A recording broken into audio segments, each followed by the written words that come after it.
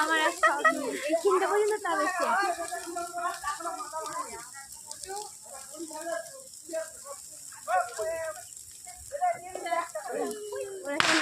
ওই ফটফট কি বোম দিয়েছে নাকি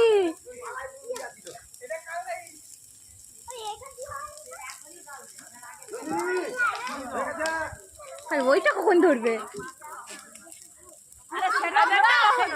সেটা কখন ধরবে কাদের